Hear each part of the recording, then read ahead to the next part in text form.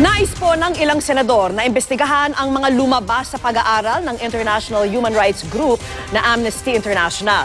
At kabilang po dito ang pahayag ng ilang pulis at hired killer na binabayaran sila ng libo-libong piso para sa kada drug suspect na kanilang napapatay.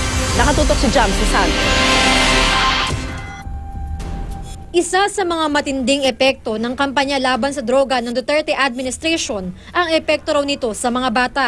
Ayon sa report ng Amnesty International mula sa datos ng Children's Legal Rights and Development Center, mula July 1 hanggang early December 2016, hanggang 27 bata raw ang namatay sa mga drug operations. 2 ay actual target, pero ang nasa 23 hanggang 25 na iba pa sa mga batang napatay, killed by mistake.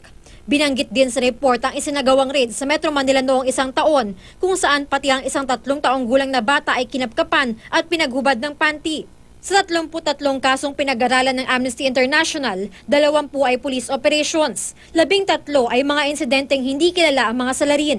Marami raw dito, sa bahay isinagawa ang operasyon at sa bahay rin naganap ang pamamaril. Palagi ang dahilan ng mga pulis kaya nagkabarilan ay nanlaban ang mga suspect at pumalya ang mga baril nila kaya napatay. Sa mga na-interview din daw ng grupo, marami sa mga napatay, nakita ng mga witness na nakataas na ang kamay at nagmamakaawa bago pinagbabaril. May ilan sa mga namatay ay mga police assets din daw ayon sa pamilya nila. Nababahala ang mga senador sa report na ito, lalo na sa ibinunyag ng mga hired killer na mga aktibong pulis ang nagbabayad daw sa kanila sa kada isang tao na mapapatay. Isa sa 2 nakausap ng AI na hired killer ay babae. Lumabas din sa AI report mula sa interview nila sa isang pulis na 8,000 hanggang 15,000 pesos ang bayad sa kanila ng headquarters sa bawat drug suspect na mapapatay nila. Mas mataas ang bayad kung mas kilala ang pusher. Kaya gusto itong paimbestigahan. 2 ang pakay namin dito. Una, mapatunayan kung totoo nga ba yung aligasyon ng AI at yung study ng AI. At pangalawa, mabigyan din naman ng pagkakataon ng PNP na harapin ng AI, magpaliwanag sa harap ng publiko at ibigay ang panig nila sa publiko at sa AI.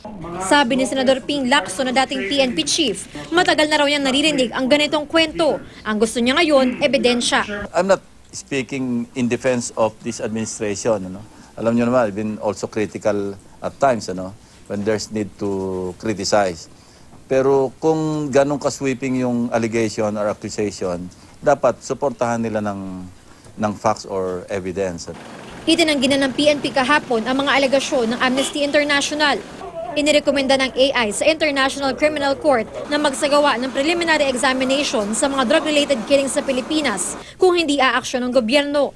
Rekomendasyon din ng AI sa international donors, tiyaking walang nagagamit na financial aid sa paglabag sa karapatang pantao sa war on drugs. Bukas naman ang palasyo sa plano ng Senado na mag-imbestiga sa report ng Amnesty International. Pero giit ng palasyo, walang kinalaman ng gobyerno sa operasyon ng ilang mga tiwaling pulis. Criminal cops are not government. Okay? Their illegal acts do not represent the police institution whose duty is to ensure the protection and security of civilians. Jam Cesante, Nakatutok, 24 Oras.